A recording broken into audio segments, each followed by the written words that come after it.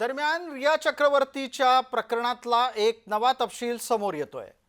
सीबीआयनं या संबंधामध्ये क्लोजर रिपोर्ट म्हणजेच प्रकरण तपासाअंती संपूर्ण होत बंद झाल्याची घोषणा केली।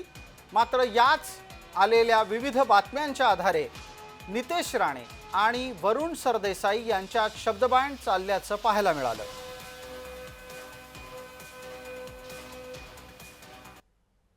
पण राज्य सरकारच्या वरती केंद्र सरकार येतं। केंद्र सरकारकडे सीबीआय आहे।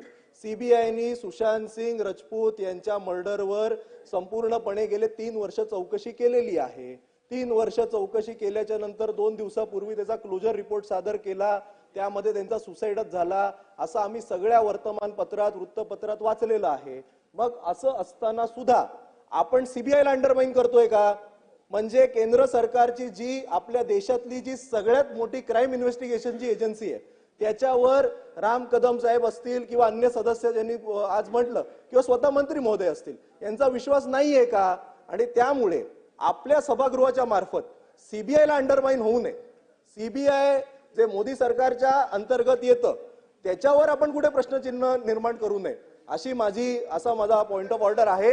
अध्यक्ष महोदय, सुशांत सिंग राजपूतच्या संदर्भातला जो क्लोजर रिपोर्ट आहे तो सीबीआयनी कोर्टात दिलेला आहे। कोर्टाने अजूनपर्यंत एक्सेप्ट केलेला नाही। ह्याच्या अगोदरचे प्रेसिडेंट अध्यक्ष महोदय मुद्दामून आपल्याला सांगतो, आरुषी तलवार केसमध्ये अशाच सीबीआयचा रिपोर्ट क्लोजर रिपोर्ट दिलेला होता। कोर्टाने तो नाकारला आणि परत ती केस ओपन केली आणि नंतर मग शिक्षा पण झालेली आहे। म्हणून उगाच चुकीच्या गोष्टी सभागृहाच्या याच्यावर बोलूच नाही। थोड्या गोष्टी जरा संयम ठेवावा।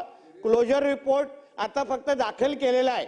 आपल्यालाही माहिती आहे तेव्हाच्या सरकारने 72 दिवसाच्या नंतर सीबीआयला यायला दिलेलं एअरपोर्टवर थांबवण्याचे प्रकार तेव्हा झालेले। सीबीआय अधिकाऱ्यांना काय लपवत होते, कोणाला वाचवायला प्रयत्न करत होते हे आता येणाऱ्या टप्प्याटप्प्याने सगळं बाहेर येईल। पण नंतर मोदी साहेबांच्या सरकारने सीबीआयच्यावर आरोप करून हे सगळ्या गोष्टी अध्यक्ष महोदय अज्ञानी लोकांनी याच्यावर काही बोलू नये, थोडं थांबावं, शिकून घ्यावं आणि मग वेळ आल्यावर याबद्दल भाष्य करावं ना अध्यक्ष महोदय।